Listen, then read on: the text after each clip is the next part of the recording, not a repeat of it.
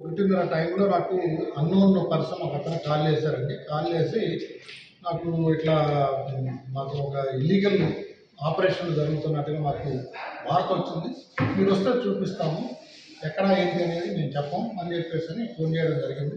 ఆ తర్వాత ట్రేస్ చేశారు, ఎవరు ఏంటి అని చెప్పేసి ట్రేస్ చేస్తే ఇట్లా పలానా అలకనంద హాస్పిటల్లో కొత్తపేట ఏరియాలో ఉంది, అక్కడ కిడ్నీ ట్రాన్స్ప్లాంటేషన్స్ ఇల్లీగల్గా చేస్తున్నారనేటువంటి విషయం తెలిసింది. దాని మీద వెంటనే మా డిప్యూటీ డిఎంహెచ్ఓని మెడికల్ ఆఫీసర్ని పంపించారు. మరి అదేవిధంగా పోలీసు వారు కూడా ఇన్స్పెక్టర్ ఏసీపీ వాళ్ళంతా రావడం జరిగింది. దాని తర్వాత అసలు ఏం జరిగిందని చెప్పేసి అంటే వాళ్ళేమో ఇద్దరేమో తమిళనాడు నుంచి వచ్చిన వాళ్ళు, ఇద్దరేమో కర్ణాటక నుంచి వచ్చిన వాళ్ళు. కాబట్టి వాళ్ళ భాష అర్థం కాకపోవడం, వాళ్ళు కరెక్ట్గా చెప్పకపోవడం, వాళ్ళు ఏదో చెప్తుంటే దాని మీద అసలు ఏంటి అని చెప్పేసి అని వాళ్ళ బందీ చూస్తున్నాం అంటే వాళ్ళ రిలేటివ్స్ని పిలిచి అడిగితే వాళ్ళు చెప్పేదానిలో మనకి అర్థమైంది. ఒక ఇద్దరేమో కిడ్నీ ఇచ్చినట్టుగా, ఇద్దరికి ట్రాన్స్ప్లాంట్ చేసినట్టుగా అర్థమైంది. కాబట్టి మరి అలాంటి పరిస్థితుల్లో మనం ఇమీడియట్గా పోలీసు వాళ్ళని కూడా అలర్ట్ చేసి డీసీపీ గారికి చెప్పడం జరిగింది. ఏసీపీ గారు, డీసీపీ గారు, ఇటు ఇన్స్పెక్టర్ అందరూ వచ్చారు. మరి వాళ్ళకి ఏమంటే గాంధీకి షిఫ్ట్ చేసి మరి తదుపరి చర్యలు తీసుకోవడానికి కావాలని చెప్పేసి మేనేజ్మెంట్ వాళ్ళ వాళ్ళు వెతికి పట్టుకోవడం జరిగింది. వాళ్ళు పారిపోయారు, ఎవరు లేకపోతే వాళ్ళు పట్టుకొని వాళ్ళ ద్వారా ఇప్పుడు డాక్టర్స్ ఎవరు చేశారు అనేది అదంతా కూడా ఇల్లీగల్గా జరుగుతుంది ఇక్కడ. ఎందుకంటే మేము ఇచ్చింది 9 బెడెడ్ హాస్పిటల్కి, వాళ్ళు మల్టీ స్పెషాలిటీ అని తీసుకున్నారు. ఎందుకంటే ఒక ఎంఎస్ ప్లాస్టిక్ సర్జన్ వస్తారు, మాకు రెగ్యులర్గా ఇక్కడ ఉంటారని, ఆ తర్వాత ఫిజిషియన్ ఉంటారని చెప్పి వాళ్ళు పర్మిషన్ అడిగితే ఇచ్చాము. కానీ యూరాలజిస్ట్ కానీ, కిడ్నీ ట్రాన్స్ప్లాంటేషన్ కానీ, ఇలాంటివి చేస్తున్నామని కానీ ఎక్కడ కూడా మాకు అడగలేదు, మేము పర్మిషన్ ఇవ్వలేదు. కాబట్టి ఇదంతా కూడా ఇల్లీగల్గా జరుగుతున్నటువంటి ఇది మా దృష్టికి రాగానే ఇమీడియట్గా వచ్చాం. వాళ్ళందరినీ కూడా అరెస్ట్ చేస్తున్నాం, అంటే కేసు పెడుతున్నాం పోలీస్ స్టేషన్లో. అదేవిధంగా డాక్టర్స్ మీద కూడా కేసు పెడతాం. ఆ తర్వాత మరి ఎందుకు జరుగుతుంది ఇట్లా అనే దాని మీద తదుపరి చర్యలు తీసుకోవడం జరుగుతుంది. సార్, ఇప్పుడు మీరు ఈ హాస్పిటల్ పర్మిషన్ ఇచ్చి ఎంతకాలం అయింది సార్? మనం జూలై 24లో ఇచ్చాము. హాస్పిటల్ పర్మిషన్ కావాల్సిన డాక్యుమెంట్స్ మొత్తం మీకు క్లియర్గా ఎలాంటి డిస్టర్బెన్స్ లేకుండా చట్టబద్ధమైన డాక్యుమెంట్స్ మీకు చట్టబద్ధమైన సబ్జెక్ట్స్ అన్నీ కూడా మనకు సబ్మిట్ చేసి కూడా అన్నీ సబ్మిట్ చేస్తారు. పోతే ఈ డాక్టర్లు వస్తారు, యూరాలజిస్టులు వస్తారు, కిడ్నీ ట్రాన్స్ప్లాంటేషన్లో చేస్తాం అనేది మనం అడగలేదు, మనం ఇవ్వలేదు. జూలైలో కదా సార్? జూలై అంటే ఇప్పుడు దగ్గర చాలా టైం అవుతుంది. మరి ఇదంతా చాలా రోజులు ఈ విధంగా జరుగుతుంది. హాస్పిటల్ మీరు ఇచ్చిన పర్మిషన్ ప్రకారం కూడా రూల్స్ అండ్ రెగ్యులేషన్స్ ప్రకారం లేదు ఇక్కడ. మీ సిబ్బంది ఇప్పటివరకు దీన్ని స్పందించి చర్యలు తీసుకోకపోవడం ఏందనేది మా క్వశ్చన్. ఇప్పుడు అట్లేం లేదండి. ఇప్పుడు మనం కేసెస్లో ఎక్కడైనా ఏ చిన్న కంప్లైంట్ వచ్చినా కూడా తప్పకుండా వాటి మీద చర్యలు తీసుకుంటాం. ఓకే.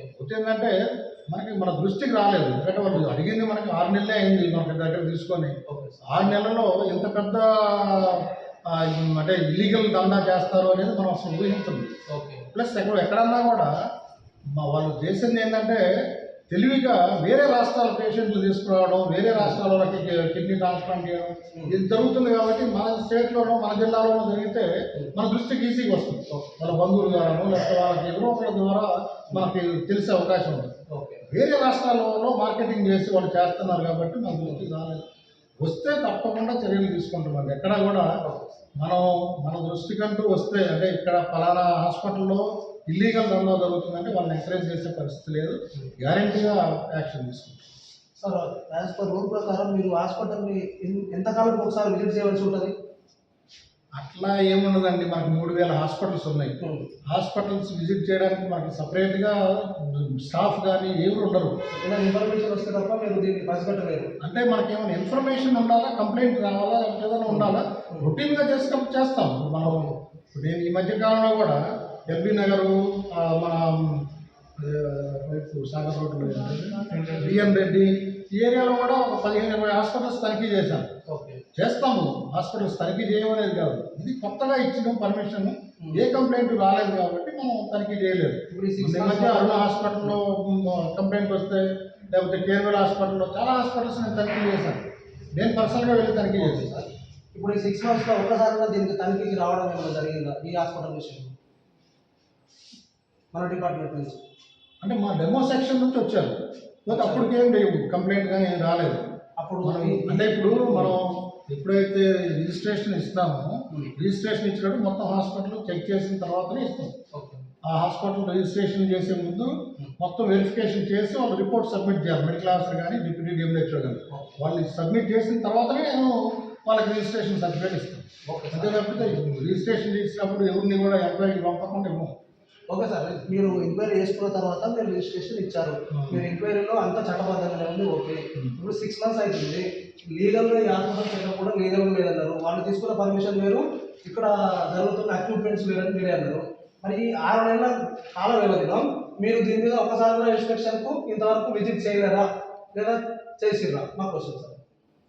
ఇప్పుడు నేను క్లియర్గా చెప్తున్నాను, మనకి ఎలాంటి ప్రాబ్లం కానీ ఎలాంటి కంప్లైంట్ కానీ ఏది రాలేదు ఇక్కడ నుంచి. Okay sir. కాబట్టి మనం ఎవరిని కూడా పంపించలేదు. ఇన్స్పెక్షన్ చేయండి, దాని మీద చర్య తీసుకుందాం అనేది. ఓకే. అంతే తప్పితే ఏ చిన్న కంప్లైంట్ వచ్చినా కూడా మనం డెఫినెట్గా విజిట్ చేస్తాం, దాని మీద యాక్షన్ తీసుకుంటాం. అంటే సాధారణంగా కంప్లైంట్ లేకుండా కూడా సక్రమంగా రొటీన్గా కూడా చేస్తాం మనం. నేను చెప్తున్నాను కదా, ఈ మధ్యకాలంలో కొన్ని హాస్పిటల్స్ అన్నీ కూడా నేను పర్సనల్గా కూడా విజిట్ చేశాను. డిప్యూటీ డిఎంహెచ్ఓ కొన్ని విజిట్ చేశారు. అట్లా చేస్తూ పోతున్నాం. ఇప్పుడు 6 నెలల్లోనే మనం వెంటనే స్టార్ట్ చేయాలంటే కష్టం కదా. ఇప్పుడు మనకి 3000 హాస్పిటల్స్ ఉన్నాయండి. 3000 హాస్పిటల్స్లో పాత హాస్పిటల్స్ చాలా ఉన్నాయి, వాటన్నిటిని కూడా చూసుకుంటూ వస్తున్నాం. ఇది మొన్ననే ఇచ్చినాం కాబట్టి ఇమ్మీడియట్గా రాకపోవచ్చు. అంతే తప్పితే అసలు చేయము అనేది ఏం లేదు, చేస్తాం డెఫినెట్గా, గ్యారంటీగా చేస్తాము. అన్నీ కూడా రొటీన్గా తనిఖీలు జరుగుతూనే ఉంటాయి ఎప్పుడు. Okay, thank you sir. మీ విలువైన సమాచారాన్ని మీ సమయంలో మాకు కేటాయించి మీరు మాకు అనుకూలంగా ఉన్నందుకు చాలా ధన్యవాదాలు. అలాగే నేను రాష్ట్ర ప్రభుత్వానికి తెలియజేసేది ఏంటంటే 6 నెలల నుంచి ఈ హాస్పిటల్కి ఇంతవరకు ఇన్స్పెక్షన్కు విజిట్ రాలేదు మెడికల్ డిపార్ట్మెంట్ నుంచి. 6 నెలలే కదా మేము ఇచ్చి ఇంతవరకు రాలేదని చెప్పి ఇక్కడ మన డిఎంహెచ్ఓ గారు చెప్తున్నారు. మీరు చూడొచ్చు, వినొచ్చు. అయితే మా హెచ్ఆర్పిడబ్ల్యూ సంస్థ తరఫున హ్యూమన్